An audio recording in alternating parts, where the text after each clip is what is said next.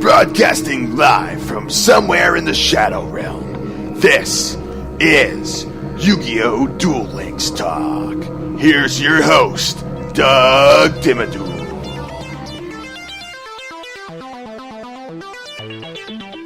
Hey there, and welcome to another episode of YuGiOh Duel Links Talk. Today, we're just going to go over the new event, the Paradox Brothers Guardians of the Gate.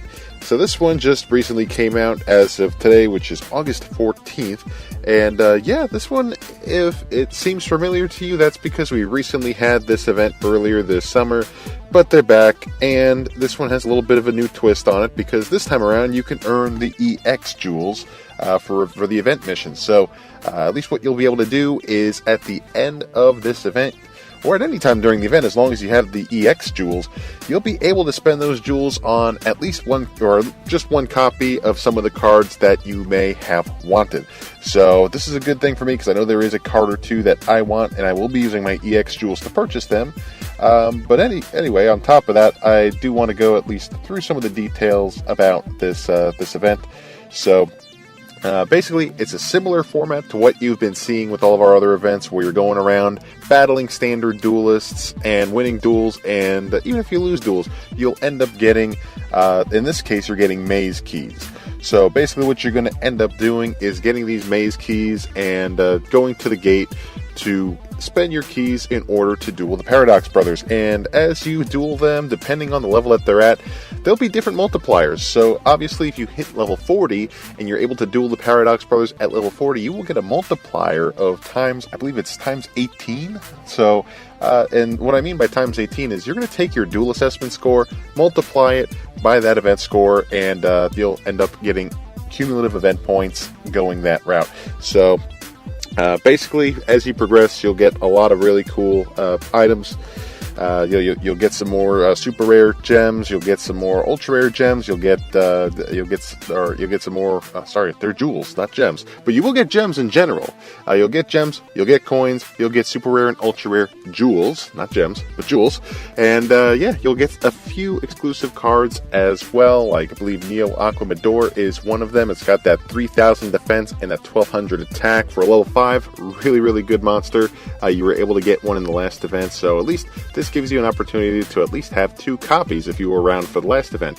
But yeah, they also give you just a little bit of a detail, or at least a little bit of a guidance in here to give you some basic strategies as how to defeat the Paradox Brothers, because what you're going to end up seeing is, and I'll get into a little bit of the strategy in a bit, but you'll see that the Paradox Brothers, in some of their skills, they start with a certain monster on the field. So once, say, for example, you get up to level 40, the Paradox Brothers are going to start the duel with Labyrinth Wall on the field. And if you're not familiar with Labyrinth Wall, it's got a 0 attack and a 3,000 defense. So it's going to be sitting there in defense position, and you're thinking, how am I going to get over a 3,000 defense monster to start the game?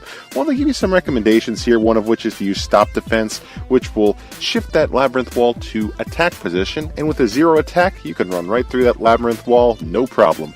And they also recommend using Jowls of Dark Demise. And this is a card that I like to use. I've used this one in the past with different decks, even in the PvP realm. So what it does is when it's face down and you end up flipping it, you use its effect to take control of one of your opponent's monsters. And while you control that monster until the end of the turn, that monster has the option to attack your opponent directly. So it's got a really cool effect. But basically the strategy that I like to use is, say for example, the Paradox Brothers put down one of their Gate Guardians, say for example Sui Jin or Kazi Jin, something along those lines.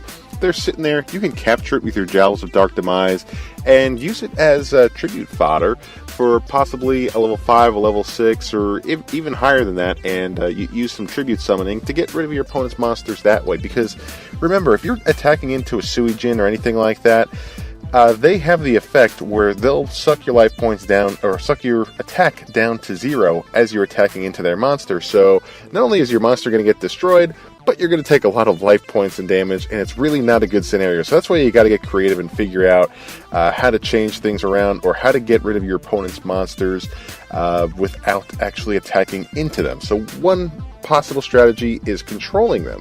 The other possibility, and you'll see this a lot, are some of those decks that they set up where they're going to attack the opponent's life points directly without actually attacking into the Paradox Brothers monsters, which is a pretty nice setup. So there's a few methods of that. There's a lot of videos on YouTube floating around about different farming methods. I'm not going to get into that in today's episode because honestly there's so many different methods, and some are more effective than others, but it's just a matter of watching those videos, seeing what works best for you given your cards, because some people have Union Attack, some people don't. Some people have some of the cards that you need. I personally don't even have 3 copies of Unhappy Girl. I don't even know why. Right now I have 2, so I should probably go back in the packs, get a 3rd Unhappy Girl, because that seems to be one of the more popular farming methods. So yeah, there are a ton of things out there, just something to look at. But anyway, there are some event point cards, but there's also some cards that you'll be able to accumulate from different drops. So some of the cards that I'm seeing here, at least that are obtainable through the duel rewards, is Destruct Potion. Now, if this one's familiar to you, it's because it was just in the Elegant My event, if I remember correctly. But what Destruct Potion does, it's a trap card where you select one monster you control, destroy it, and gain life points equal to its attack. So if your monster is going by the wayside anyway, just destroy it, gain the life points depending on its attack, and you can actually net out a positive, and you can combo it out with other plays, kind of like Elegant Mind did with that one. So this is just a card that maybe you may not have too many things to combo it with right now, but this seems like one of those cards that are going to be very, very useful the more that Konami starts releasing new box sets with new cards. So Destruct Potion is one of those more sought after cards, in my opinion. Not necessarily now, but it's one that you will definitely want to hang on to.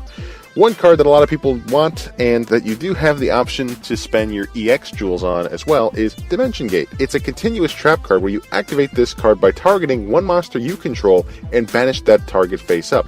When an opponent's monster declares an attack, you can send this face-up card on the field to the graveyard. If this card is sent to the graveyard, you can special summon the monster banished by this card's effect. So, the reason why people love this card so much is because you could use cards like your enemy controller to take control of one of your opponent's monsters, or even you could use your Jowls of Dark Demise and basically take control of your opponent's monster, and you know how both of those effects are you control that monster until the end of the turn. Well, what you end up doing is you activate your Dimension Gate to banish that monster, and then when it comes back to the field, it's permanently on your side of the field. So it kind of erases the whole until the end phase stigma that a lot of these temporary control pieces do. So there's a monster that you really want and that you really want to keep on your side of the field, you might run a lot of combo plays using Dimension Gate. This is why this is a card that I really, really want multiple copies of. After all of the grinding that I did last time, I only obtained 1 copy, so at least I know that I'm going to be pretty much guaranteed a second copy through the fact that it's going to be purchasable using EX jewels. So that'll be real nice. And also, too, hopefully I could keep my fingers crossed and get one more drop so I can have a whole play set. And there's some other new cards, too. You got Summon Gate. It's a continuous trap card that's a rare. Each player can special summon a maximum of 3 monsters from the extra deck each turn. Now, this doesn't really seem all that appealing right now, but potentially once we start getting into more combo plays with multiple summons out of the extra deck later on, this card actually might be pretty useful because it'll stop your opponent and limit them. So then you have Heroic Gift. If your opponent's life points are 2,000 or less, make their life points 8,000, and if you do, draw 2 cards. You can only activate 1 Heroic Gift per turn. So I don't necessarily know the most useful method for this card right now, but I'm sure somebody's going to get creative enough to figure out the best possible way to utilize this card. Again, I can't really think of anything off the top of my head, but it's still pretty cool.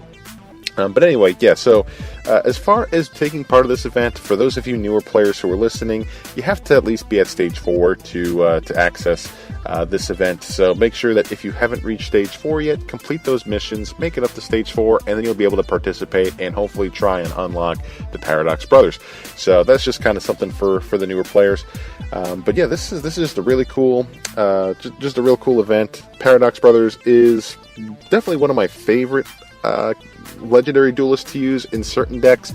Specifically, of course, you can unlock its 3-star demotion skill if you grind hard enough with this legendary duelist after you unlock it.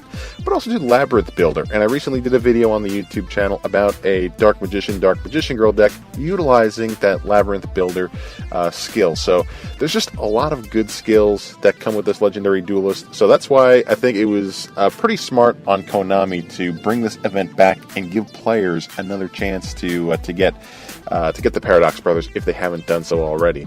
And also too that the one skill set where you start with basically Gate Guardian and 500 life points, that's also a pretty good farming deck, or a good starting point for a farming deck as well. So you got a lot of good options.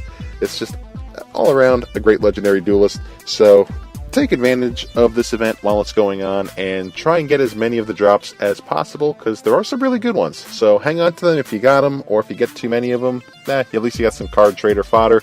So yeah, you got something to use it for. But anyway, I'd like to hear a little bit about your experiences with the event, and at least anything good, anything bad, if you like this kind of event or not. I'd love to bring it up again in a future podcast episode. So if you want to reach out, if you want to get in touch with me, I'm on Twitter at YuGiOh Deck Talk. It's all one word, at YuGiOh Deck Talk. And I'd love to hear from you. And I'm pretty active on Twitter, so that is the best place to get in touch. So anyway, that's it for today's episode. Thanks again for tuning in, and we'll see you next time. Take care.